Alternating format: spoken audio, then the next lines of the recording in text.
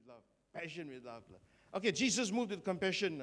And I just want to say this, right? When Jesus looked at this leper, there was a depth of feeling. He felt pity. He felt sympathy. Amen. He identified with this man's need. There was a stirring of his entire being. Amen. He was greatly moved. Amen. There was such a strength in his emotion as he saw and confronted the forces of disease, sin, death, and Satan. And that's what compassion is. Amen. Jesus just began to feel for this guy, right? Amen. Jesus is a person, come on, church, this morning. Amen. Jesus is a person, right, that will love the unlovable. Leper, completely cut off from society. Completely, right, they just despised him, right? Kids mocked him. He completely, right, nobody wanted, he's supposed to shout, unclean, unclean. They say, right, people could only come, I think, about 6 feet away from them. Amen. And he's, here, right? And yet, right, Jesus was moved with compassion. Come on, church, this morning, as you listen to this message, it's not a message about how we can experience a miracle. It's also a message about how we need to handle and relate to people. Amen. And so, right, Jesus is moved with compassion. Jesus, as he looked at this leper, right, he's moved with love. Jesus doesn't look at people the way, right, other people will look at him. But other people looked at him as a leper. Jesus looked at him as a human being that needs to be saved and experience his power. Come on, church. A lot of miracles that Jesus did, amen, was because, right, of his compassion. Let me just share with you a few. Amen. In the book of Matthew, chapter 14, verse 14, the Bible says, right, when Jesus went out, he saw a great multitude. He was moved with compassion for them and healed the sick. You see, right, when Jesus looked at the multitude, what did Jesus do? The Bible says he was moved with compassion. He began to feel for them. And what does he do? The compassion, right, moved Jesus to heal. And then, right, in the book of Matthew, chapter 15, verse 32, now Jesus called his disciples to them and said, I have compassion for the multitude. And what did he have compassion for? Because they have now continued with me 3 days and have nothing to eat. Come on, when Jesus sees the hungry, what does the Bible say? He has compassion. When Jesus sees the need, he has compassion. And as you guys know, right, Jesus went on to feed the 4,000 as he multiplied the bread and the fish. When you look at the book of Matthew, chapter 20, verse 34, a blind man, right, who couldn't see, right, came to Jesus. And, probably brought there by one of his friends. What does Jesus say? Jesus had compassion and touched his eyes.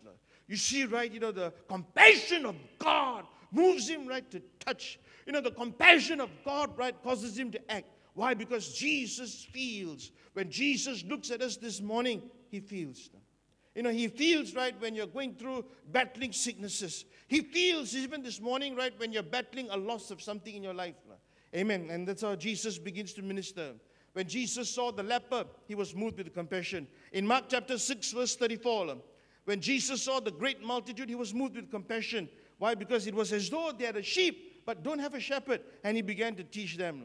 In Luke chapter 7, verse 13, here Jesus, come on, church, was walking down, right, this city called Nain. As he was walking down, there was a widow there that had just lost her son. What did Jesus do? The Bible says, right, in Luke 7:13, when the Lord saw her, he had compassion on her and said to her, do not weep. You see, this is the Jesus that we have. When Jesus Christ died on the cross, amen, as you look, right, at these people, right, the very people that had nailed him, that had nailed him on the cross, the very people that accused him, the very people, right, that had betrayed him, Jesus said to them, Father, forgive them. Father, forgive them. Come on, church, this morning, amen, the love of God in action. Jesus moved with compassion. Amen. And if there's one thing, right, that each one of us needs to realize this morning is the compassion of God now. The love of God now. Amen. Whatever, right, you have been through, amen, it's okay. Jesus is there. Amen. He is, right, a shoulder to cry upon. He is, right, his hand is a hand not just of touch. A hand that's not of power, but also a hand of love to journey us through. Amen. And so, right, he was moved with compassion. The second thing, right, we see here was that, the Bible says Jesus stretched out his hand and touched him. Amen. He loved the unlovable. He touched the untouchable. Who would touch this man? Who would touch this man? Who would touch this leper? If you touch a leper, right, that means, right, there are ceremonial laws, right, that you're breaking, right? Who would touch? But let me tell you this, right, you may be an untouchable. The leper was an untouchable. Jesus would touch us. Amen. You know, whatever, right, our background is, whatever our struggle is, Jesus would touch. You know, if he doesn't, this Jesus, right, even this morning, right, he stretched out his hand and touched. You see, friends, this morning, come on, church, listen to me. Jesus could have just spoken the word and the man would have been healed. Am I right? Yes. Speak the word and my servant will be healed. In Matthew chapter, amen. Speak the word, Jesus, and servant will be healed. And the healing would have taken place. Amen. When Jesus, right, when Peter stood in the boat and Jesus was walking in the water, Peter said, Jesus, call me. Jesus said, come. And what does Peter do? Peter acts on what Jesus said and, begin to walk on water. So Jesus could have just spoken as he spoke later on. But you see, right, Jesus stretched out his hand and touched him. Come on, church. More, you see, right, when Jesus does something, he wants to minister to our total being. Hello. Amen. He wants to minister, right, firstly, right, to our spiritual need. He wants to cleanse us. When Jesus touches us, right, he wants to minister to our physical need. But he wants to also minister to our emotional needs. Amen. He wants to minister to our social needs. And here was a man who would touch him. Who would touch him all through his life, right? People just, cursed him and people mocked him. Who would touch him, right? Who would touch a leper? Amen. All through his life, right, just waiting to die. Just waiting to die, just waiting to die. And yet you cannot die. And here, right, as he came to Jesus, amen, here, right, he himself was making, he was making a step of boldness to come to Jesus. Why? Because in those days, lepers don't do that. But you see, when you're desperate for a miracle, and when you know the miracle worker is here, God himself, man, you will be desperate. But, Jesus stretched out his hand to express the feeling of compassion. Amazing, right? A man that was rejected, a hand of acceptance. A man, right, that was completely cut off from society. Amen. Jesus was stretching out his hand. I tell you, the very hand touching him, right, the guy would have felt, he would be shaking all over. Why? Because it was a hand of love. No one else but Jesus would touch. No one else but Jesus would dare to touch. It was a hand of love. And, church, listen, it's the touch of Jesus. Amen, the touch of Jesus. Amen. Yes, we need to touch him. The Bible says as many that touched him were made well. But we also need to allow Jesus to touch us. Amen. And so as Jesus touched him, right, the Bible says, right, Jesus went on to, what is he, right? Did Jesus go on to? Jesus went on to speak. Jesus moved with compassion. He sees the leper. Everybody else look at the leper. But Jesus sees the leper. Jesus looks at the leper. And I can just see him, right, whole being, right, intense, having compassion. Looking at the man, right, the way God will look. Amen. Seeing, right, the potential. Seeing, right, a vessel that could experience the glory of God. Seeing a vessel, come on, church, seeing a vessel that was created by God. God has got, every person is special before God. He's moved with compassion. And what does he do, right? As he begins to move, right, he stretches out his hand. Can you imagine what's happening around? The Pharisees there looking. The disciples looking. And here Jesus, right? You see Jesus, right? It is the love of God that compels him, right? He makes, right, a deliberate decision, right, to extend a hand of acceptance. It was not just a touch of power. It is a touch of acceptance. It was a touch of love. It was to say, this man, listen, amen, people may reject you, but I don't reject you. Amen. People, right, you may have had a hard life, but listen, this morning, right, I'm touching you, right? It's a touch of hope. And so, right, Jesus stretches out his hand. And what does Jesus do after that? Jesus speaks. You see, friends, listen, love in action. Love feels. Come on, church. Amen. Love feels. Love feels compassion. When God feels, love feels. Love touches. Amen. We can't say, right, we love if there's no touch. Amen. Love touches. Amen. Here, right, the Bible speaks about Jesus spoke. What did he speak? He spoke words of healing and words of encouragement and words of power. Come on, church, love speaks. Love speaks. Love speaks.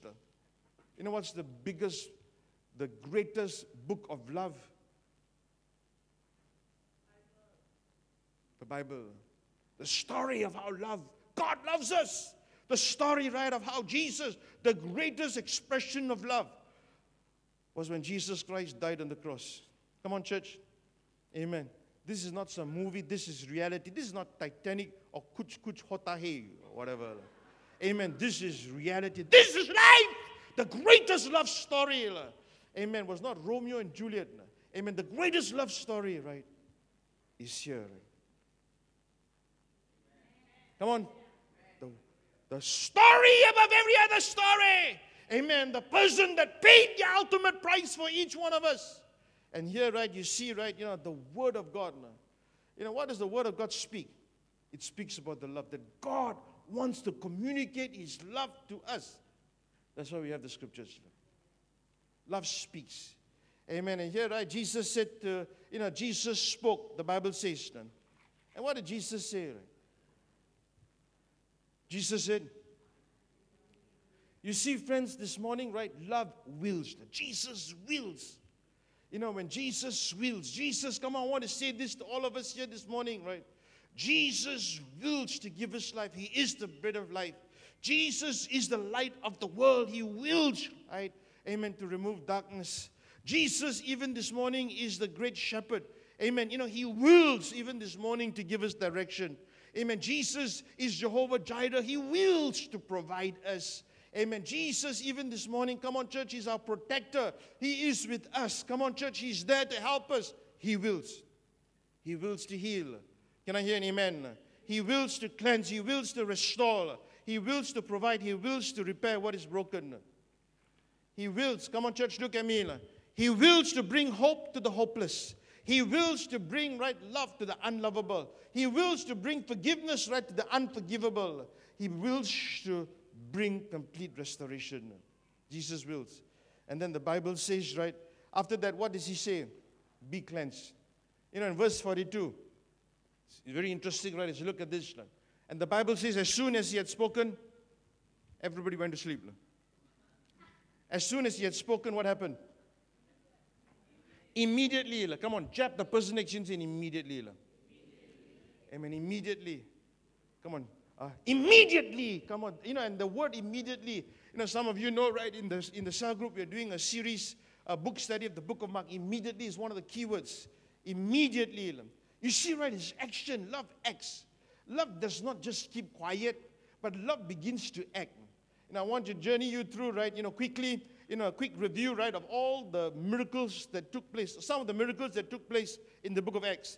In the book of Acts, in the book of Mark chapter 1, we see Jesus healing the leper. In the book of Mark chapter 2, right, we see, right, Jesus healing the paralytic. In the book of Mark chapter 3, we see Jesus healing the man with the withered hand. Amen. In the book of Mark chapter 4, we see Jesus, calming the storm. In the book of Mark chapter 5, Jesus healed the demon-possessed man. Jesus heals the woman with the issue of blood. Jesus heals Jairus' daughter. In the book of Mark chapter 6, right, Jesus multiplies the bread and fish and feeds the 5,000.